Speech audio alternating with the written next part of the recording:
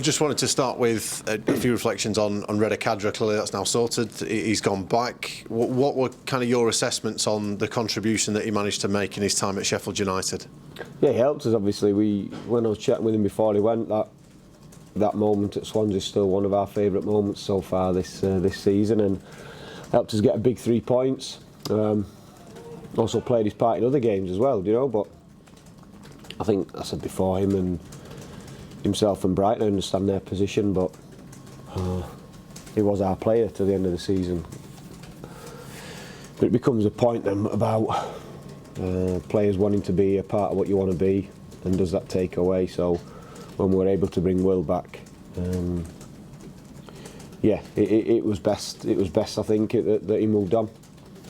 Was he unlucky with the form of other players in front of him? Did you kind of hope and expect to see a little bit more from him? Yeah, both. I think he struggled a bit with the disappointment not playing, but like I said, there was no better example than Maka really, in terms of a lone player having to fight his way in, and harsh realities of it, getting dragged at half time and having to learn a different position and more.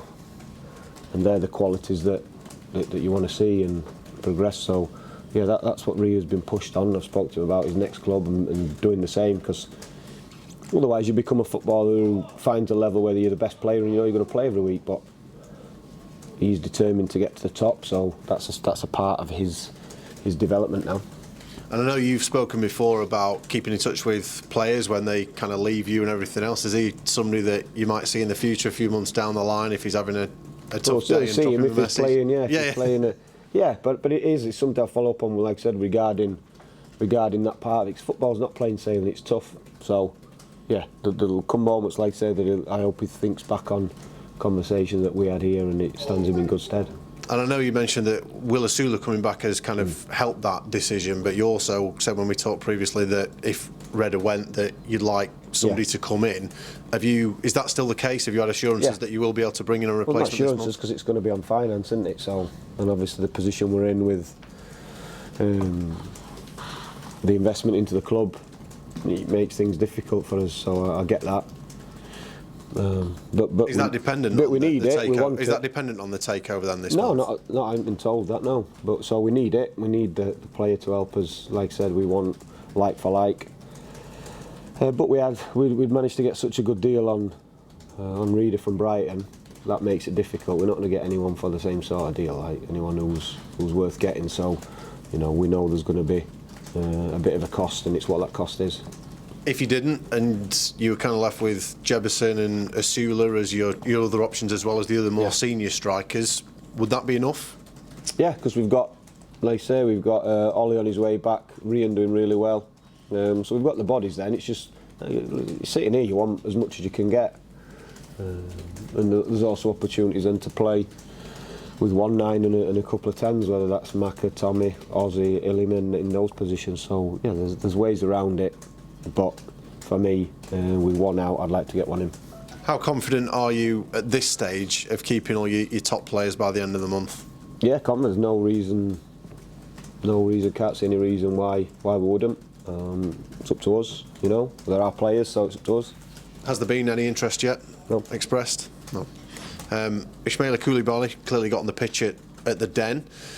There's lots of options in and around where he is. Is he potentially somebody that could go out this month on loan, depending on what you've got? Listen, we'll look at it, but not at the minute where we are, with bodies and where we are. And I think we've got a responsibility to make sure we get him back in shape as good as we possibly can after that surgery he had. And he's progressing well, so he played again in the reses at York the other day, played 60 minutes, no reaction, which is fantastic, trained again today. So yeah, we're pleased where he is. We'll look at it towards the end, definitely. But yeah, two things: us and not leaving ourselves short, and secondly, a responsibility to make sure we're really confident where he's at if anything was to happen. Two more on this line. Are you kind of close to any incomings at all at the minute? No. And have you had any further update on any progress with the takeover? No. Okay. Fitness-wise, McBurney and Lowe, are they back for the Stoke game? We'll see.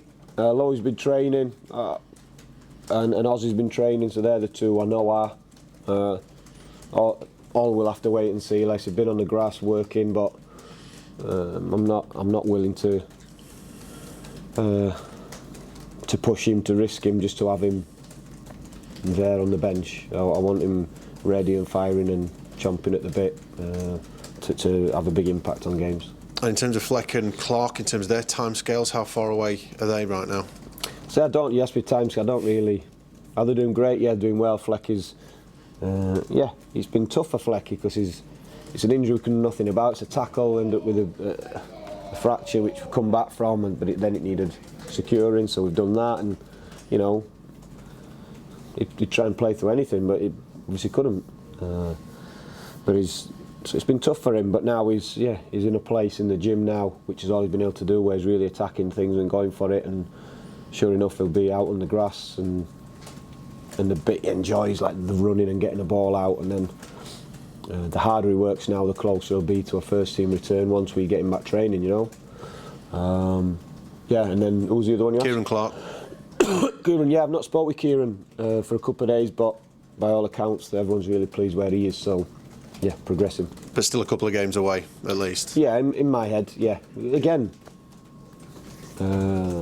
history, where he's at, I'm not going to take any risks, and so until he's back training with us, I'm not even thinking about it.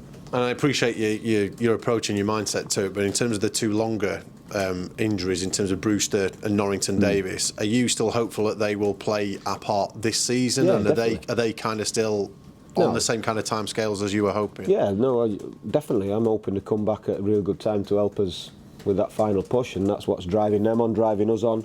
So hopefully it won't be too long, but it'll be when it is, you know. There's so much more to go, and when you get out on the grass and start that final bit of rehab and everything, that's when things are going to be taken day by day, how you react to certain situations, where your fitness is at. Then when you come back training with the boys, so how far off do I think you are before you can help the team? So they're all the things that we're looking forward to seeing and assessing, and so are they, to be fair. They're looking forward and chomping at the bit to try and get out on the grass as soon as possible. Any other fresh issues that we don't know about, or that you... No. Trying to think if there's anyone else. Blaster's been back in the building, Oliver Arblaster, obviously from his illness, so we'll take his time with him and just see how he goes. Cup draw, Wrexham away after last weekend. Interesting one on paper, isn't it? What were your thoughts when that came out the hat?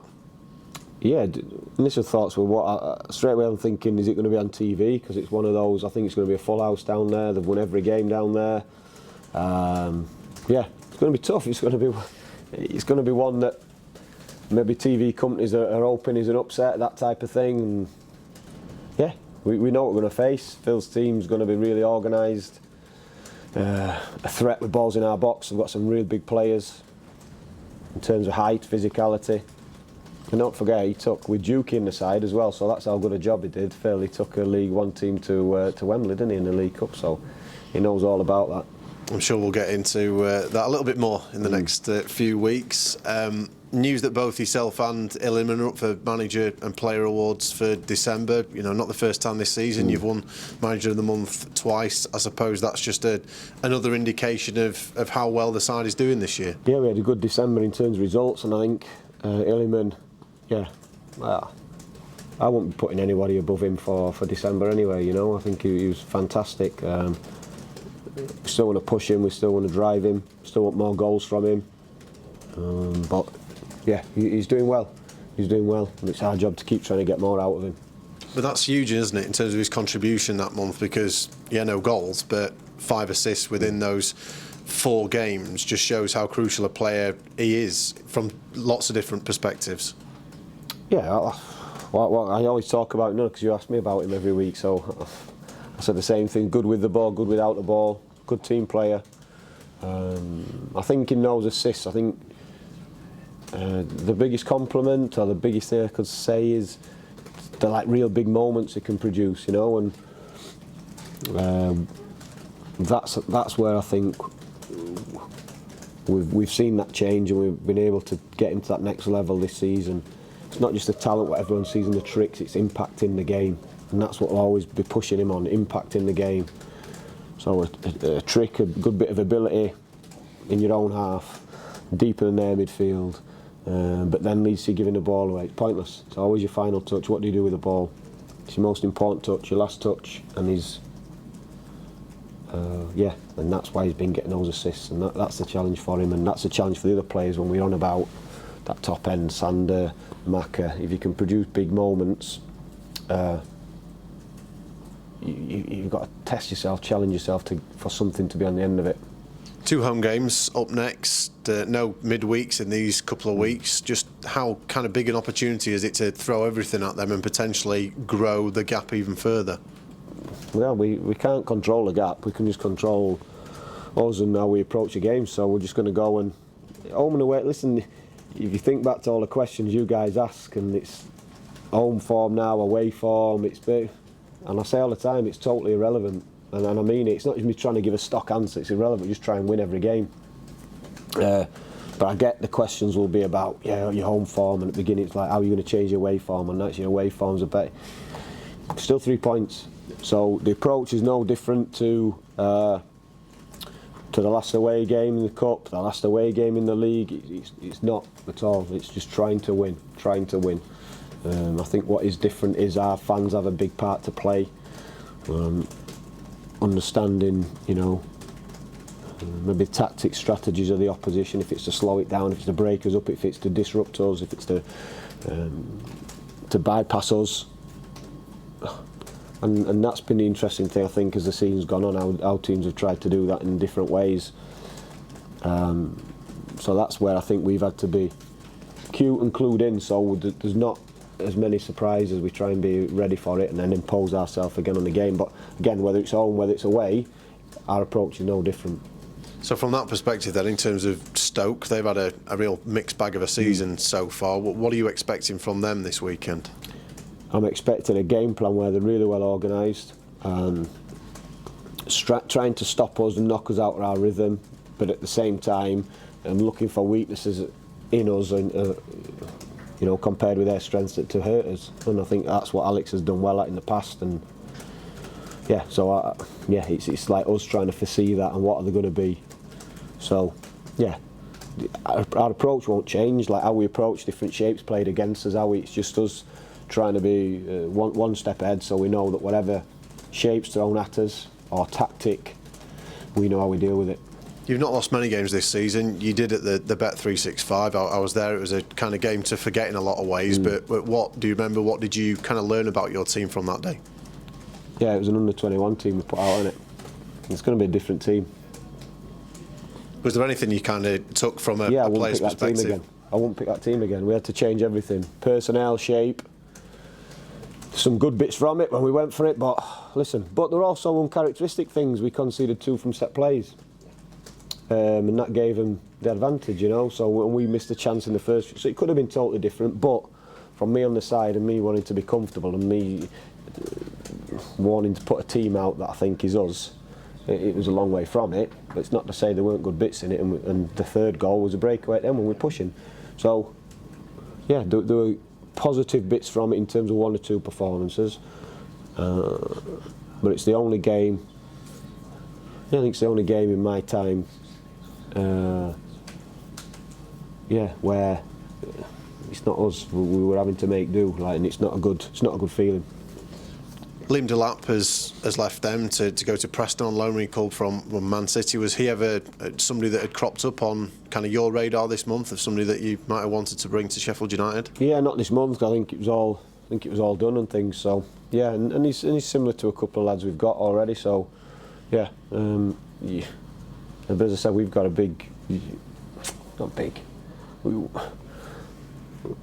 ours has to fit financially and to get past. Simple. And it'd be remiss not to mention Phil Jagielka. Seems to be the bionic man, still going, 40 years old. Is there a little kind of tinge of regret that he was allowed to leave here and that he isn't still around here helping and being a part of this squad?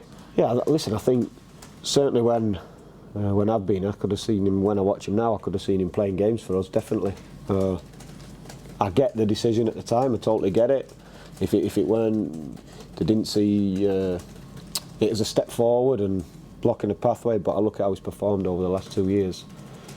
And yeah, he's a good player, but he's a good character as well. So if he had been here, certainly I could see me using him without a doubt. Yeah, and hindsight's a wonderful thing, but with the injury situations over the last couple of years, he'd have probably played quite a bit. Yeah, he'd have got games, and I think it was the end of the Premier League season, wasn't it? And there is a big difference between the Championship and the Premier League, and experience is a big thing, and he's kept himself motivated and fit, and that's why he's played a hell of a lot of games, whether it was for Derby or Stoke now.